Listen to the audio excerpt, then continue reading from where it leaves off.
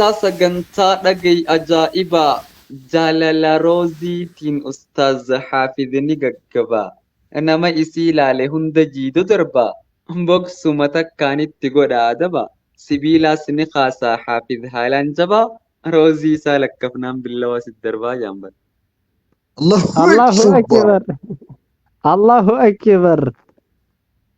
Jaalala rooziitiin ustaaz Haafidni gaggabaa nama isii ilaale hunda jiidoo darbaa boksuma takkaanitti godha adaba sibiilaas ni kaasa ustaaz Haafid haalaan jabaa roozii isaa lakkafnaan billawa sit darbaa nagayaan jiraachuu yoo feete wallaahi rooziin gubbaan baanaan ati jalaan bahi mirra si jala. Allahu akbar. Allahu akbar. Kaduraan fittuuf qeef magan. Kan isiitu jaallata ja'an isa caalaa isiitu jaallata ja'an isa caalaa yoo ustaaz Haafiz ilaalte ati tashamara yoo ustaaz Haafiz ichuma millatte ati tashamara barattullee tahe yookaan isa mira kushiinatti nafu cilfaadhaa fi distiin kokorsaa fudhattee fuularra si fiidi anti yaananna gaafa sana ofti. Allahu akbar.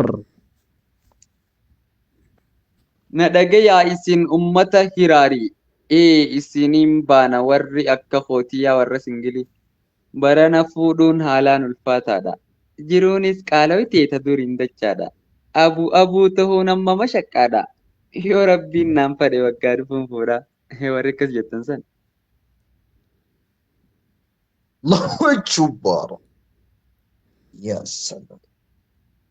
Warri akkas jettannaa je'ee ilaalladha bareedduu diimbeeytu harkannaan raahaadha rabbii isin baasaa boo warra dhaqadha akka ustaaz Haafizin manguddoo ergadha na dhagayi gaggeessaa wahiin siin gayadha wallaahi jiruun kophaatu ni mashaqqaadha.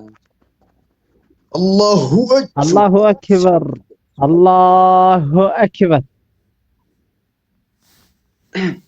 Hayyee walaloo xiyya keessaa tanatti toltu keeyyata lama waa'ee rusaarraa iddoo biraatti illee dubbisee ture waan na tolteef amma isin dubbisuu barbaade. Allahumma salli barbaatiin qabbanaa. Allahumma salli barbaatiin qabbanaa warri fuudhe amma bar jaartiin maxxanaa. Jaartii jala seennaan hin harkan qabbanaa nuti singiloonni nama rifachiifnaa. Kumbula abbaa sadii wal gubbaan uffannaa. Baxxaanii abbaa sadii wal gubbaan uffannaa.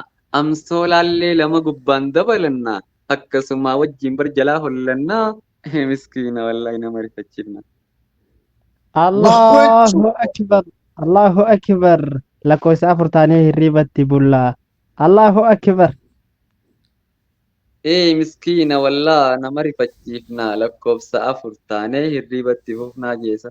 Miskiina wallaa. Lakka da'waa qofaa miti walaloos ni beekta yaa ustaazaafis. Tichaara wallaa. Allahu akbar. Dubbiin singiliidha. Dubbiin singilii tunnuufi faan shakkina. Namni jaartii qabu hin argu qabbanaa. Ustaazaafis faajje eeganaa feenu qullaa rafnaa. Dabaree amsoolaa qaqallaa uffannaa. Qabbanan arkinu sineen rahaa goonaa.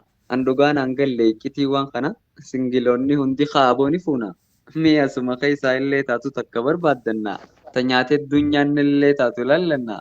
Akkam jettan dubbii tanarra goltaana. Allahu akbar. Nyaata nyaannelleedhaa miti tanama nyaata nyaannu feena.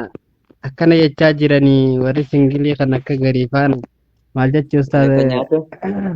Ta nyaata hedduun nyaanne. Ta nyaata hedduu hin nyaanne. Amma si galee.